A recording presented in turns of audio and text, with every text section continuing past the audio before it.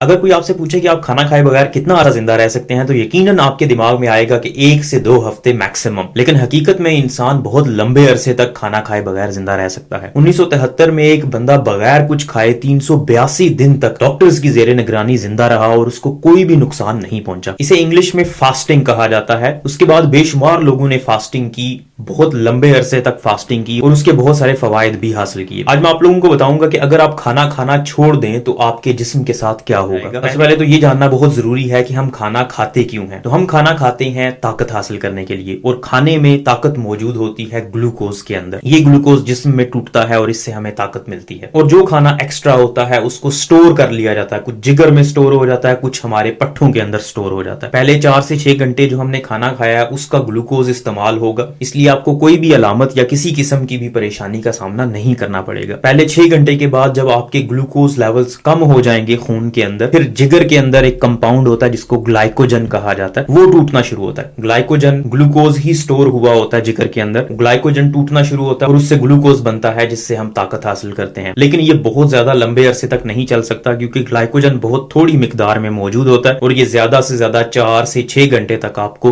ताकत प्रोवाइड कर सकता है। अब जिस्म में ग्लूकोज सबसे ज्यादा जरूरी होता है दिमाग के लिए। इनफैक्ट 60% आपके खून के अंदर मौजूद ग्लूकोज सिर्फ आपका दिमाग इस्तेमाल करता है, बाकी 40% आपका बाकी जिस्म इस्तेमाल करता है। अगर आपके जिस्म में ग्लूकोज की कमी हो जाए तो सबसे पहले डैमेज होने वाला ऑर्गन भी दिमाग ही है। पहले 12 घंटे में आपका ग्लूकोज खत्म हो गया, ग्लाइकोजन जो जिगर के अंदर था वो भी खत्म हो गया। अब हमारा जिस्म एक नए मरहले में दाखिल होता है जिसको कीटोसिस कहते हैं। कीटोसिस का मतलब ये है कि आपके जिस्म में मौजूद चर्बी घुलना शुरू हो जाती है, चर्बी टूटती है और उस चर्बी से फैटी एसिड्स बनते हैं। अब हमें फैटी एसिड्स से ताकत मिलना शुरू हो जाती है। लेकिन मसला यहाँ पे ये है कि हमारा दिमाग फैटी एसिड्स को इस्तेमाल नहीं कर सकता, इसलिए फैटी एसिड्स को तोड़ के उनसे एक केमिकल कंपाउंड बनता है जिसको कीटोन कहा जाता है और वो कीटोन दिमाग को जाके एनर्जी प्रोवाइड करता है। इस मरहले में आपको बहुत सारी अलामात का सामना करना पड़ता है। आपको बहुत ज्यादा कमजोरी महसूस होना शुरू हो जाती है और आपके दिमाग पे धुंध छा जाती है। 24 से 48 घंटे तक सिर्फ चर्बी ही टूटती रहती है और उससे आपको ताकत मिलती रहती है। लेकिन उसके बाद सिर्फ चर्बी काफी नहीं होती, इसलिए आपके मसल्स, आपके पट्टे भी टूटना शुरू हो जाते हैं और फिर असल कमजोरी वहां पे आपको महसूस होना शुरू होती है। 2 से 3 दिन भूखा रहने के बाद आपको ऐसे महसूस होगा जैसे आप लागर हो गए, आप चलने के काबिल नहीं है। फिर एक नया मरहला शुरू होता है जिसको ऑटोफेजी कहा जाता है। ऑटोफेजी का मतलब यह है कि आपके जिस्म के अंदर जो पुराने खुलिये हैं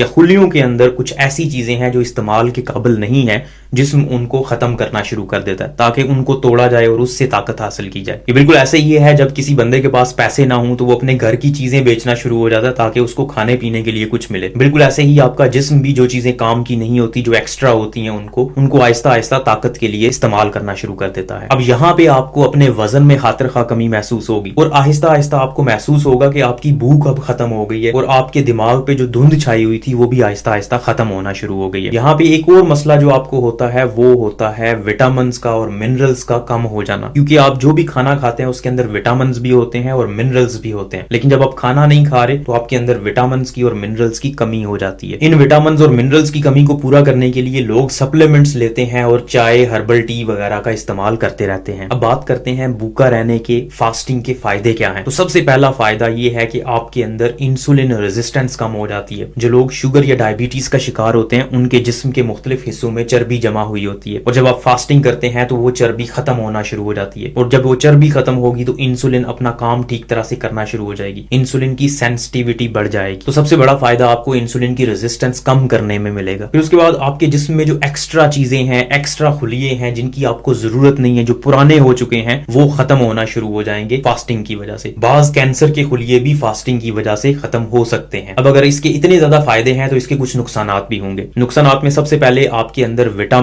की और मिनरल्स की कमी हो जाती है। उसकी वजह से आपका इम्यून सिस्टम, कुव्वत मदाफत कमजोर हो जाती है। आपको इन्फेक्शन होने के, जरासीम लगने के चांसेस ज्यादा हो जाते हैं। लेकिन अगर आप डॉक्टर की जेरे निगरानी फास्टिंग करते हैं तो आप इन नुकसानात से बच सकते हैं। अब बात करते हैं कि आप फास्टिंग कर कैसे सकते हैं। सबसे पहले आपको डिटरमिन्ड होना होगा कि आपने ये काम करना ही करना है। फिर उसके बाद आपने आहिस्ता आहिस्ता उसको लेकर चलना है। पहले 10 घंटे की फास्टिंग करें, फिर 1 घंटा अगले दिन ऐड करें, फिर 1 घंटा मजीद ऐड कर दें। तो इस तरह से आप अपनी फास्टिंग फास्टिंग को, भूखा रहने के पीरियड को ज्यादा करते जाएंगे। और फिर फास्टिंग के दौरान अपने मिनरल्स और विटामिन की कमी को पूरा करने के लिए आप सप्लीमेंट्स ले सकते हैं, और मिनरल्स और पानी की कमी को पूरा करने के लिए आप हर्बल टी इस्तेमाल कर सकते हैं, कॉफी वगैरह इस्तेमाल कर सकते हैं। इसके अलावा फास्टिंग की वजह से, भूखा रहने की वजह से आपके जिस्म में सोजिश कम हो जाती है। और आपको पता है जितनी भी क्रोनिक बीमारियां हैं, डायबिटीज हो गई, ब्लड प्रेशर हो गई, इनमें सोजिश हो जाती है, और उस सोजिश को कम करने के लिए फास्टिंग एक बेहतरीन जरिया है। रिसर्च के मुताबिक फास्टिंग करने से, भूखा रहने से आपकी जिंदगी बढ़ जाती है, आपके दिमाग का फोकस बढ़ जाता है। जब आप फास्टिंग शुरू करते हैं तो शुरू के दिनों में आपको मसाइल आते हैं,